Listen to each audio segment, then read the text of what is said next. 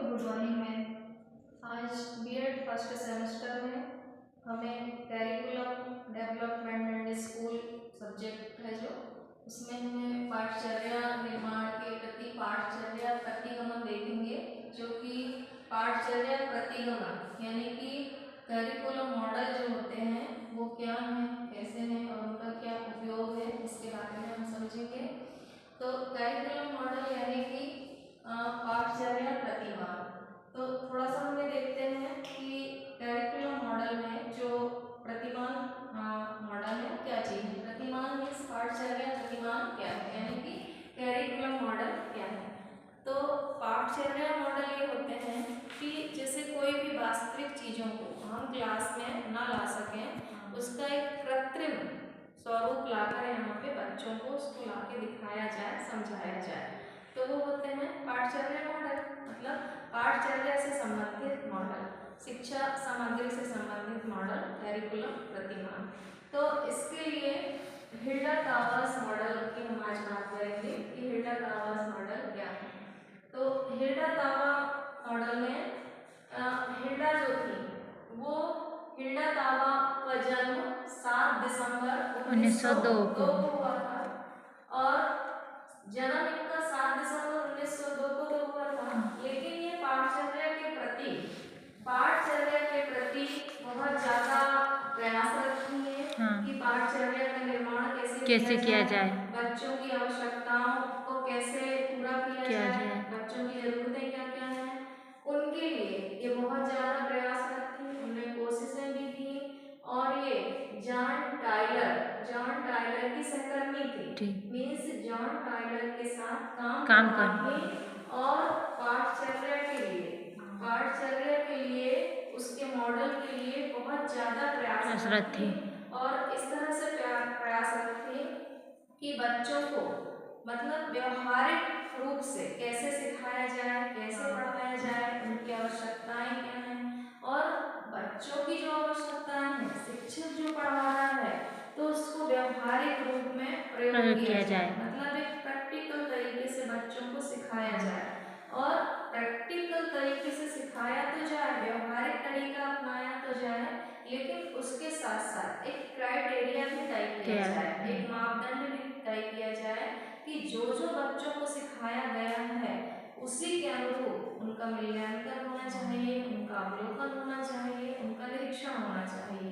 तो इस तरह की पाठचर्या के लिए हिल्डा-कावा सदा से प्रयासरत थी। उनके सहकर्मी जॉन टायलर के साथ उन्होंने बहुत प्रयास किए और बच्चों के लिए बहुत अच्छी पाठचर्या में समन्वय संतुलित स्थापित करते हुए एक बहुत ही अच्छी पाठचर्या का निर्माण किया। किसने? हिल्डा-कावा। इसके बाद हिल्डा-कावा ने अपने मॉडल को एक बहुत अच्छा बनाने के लिए उन्होंने हिल्डा-कावा पाठचर्या विकास निर्माण किया। इसके लिए सबसे पहले उन्होंने बताया हिल्डा-कावा में कि छात्रों की आवश्यकताओं की पहचान, छात्रों की आवश्यकता की पहचान के लिए उन्होंने कहा कि जब शिक्षक पढ़ाए या किसी भी पाठचर्या का निर्माण करे तो सबसे पहले वो ये देखे कि छात्रों की आवश्यकता क्या है, उसके अनुसार भी अपने ज्ञान को प्रदान किया जाए या पढ़ाया जाए। इसके बाद इन्होंने सेकंड बताया कि उद्देश्यों का सूत्रीकरण में ये बताया कि उद्देश्य तो इन्होंने कहा कि उद्देश्य तो साधारण ही रहेंगे, लेकिन उद्देश्यों का सूत्रीकरण ऐसा होना चाहिए कि धीरे धीरे साधारण उद्देश्य से आगे जाते जाते विशिष्ट लक्ष्य तक पहुंच जाए। तो इस तरह हिल्डा-कावा ने अपने उद्देश्यों का निर्धारण करा कि साधारण लक्ष्य से धीरे धीरे पहुंचते हुए बच्चा अपने विशिष्ट लक्ष्य तक पहुंचे। इसके बाद सामग्री का निर्धारण। अब सामग्री का निर्धारण, जो पाठचर्या शुरू से हमने अपनाई है वो पूरे साल भर चलेगी, उसके अंदर क्या क्या चीजें होंगी, उनके अंदर पूरी पाठचर्या का कैसे सूत्रीकरण करके उसका निर्धारण किया जाएगा और उसको पूरे साल भर चलाना है बच्चों की आवश्यकताओं को ध्यान में रखते हुए टीचर को ये पूरा कार्यक्रम करना होगा। इसके बाद सामग्री का संगठन। यहाँ पे सबसे पहले छात्रों की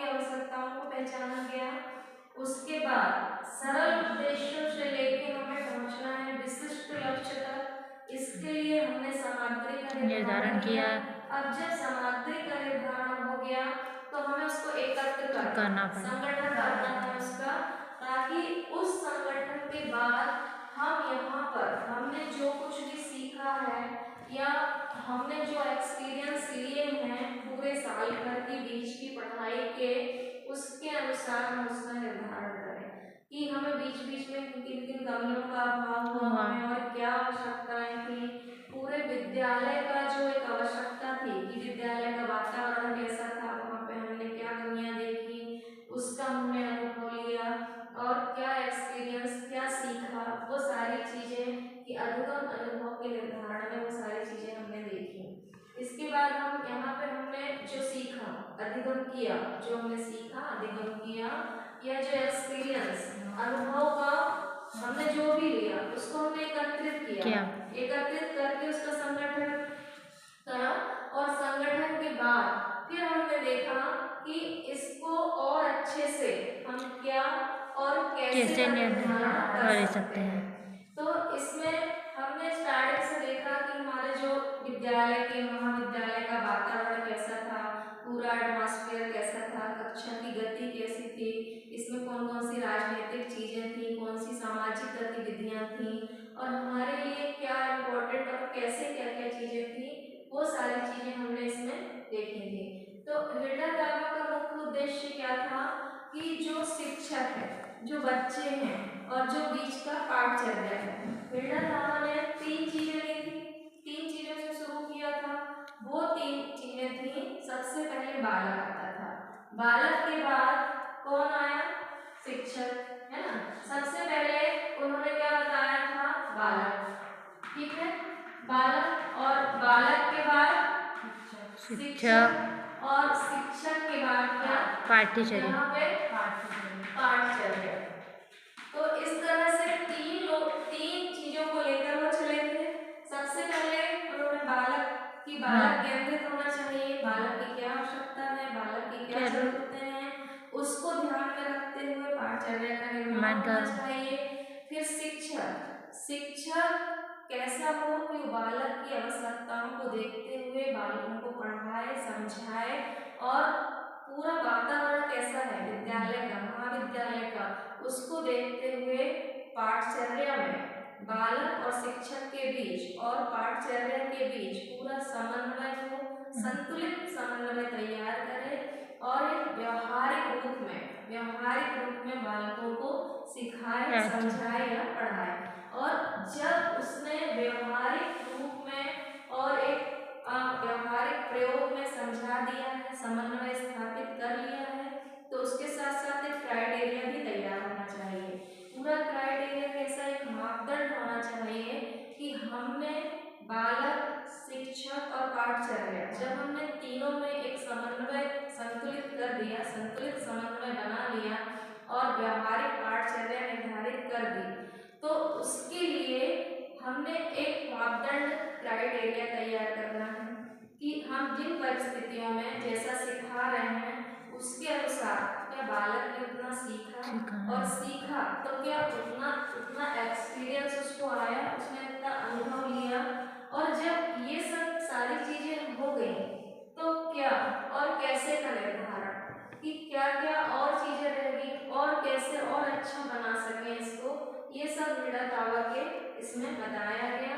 और मेन उद्देश्य उनका ये था कि ये जो पूरी पाठचर्या है वो बच्चों की आवश्यकताओं के अनुसार होना चाहिए, बच्चों की आवश्यकताओं के साथ साथ जो उद्देश्य है उसका निर्धारण कैसा होना चाहिए कि उद्देश्य तो सरल होंगे लेकिन हमें जाना कहाँ तक है, धीरे धीरे विशिष्ट लक्ष्य से विशिष्ट लक्ष्य की ओर जाना चाहिए।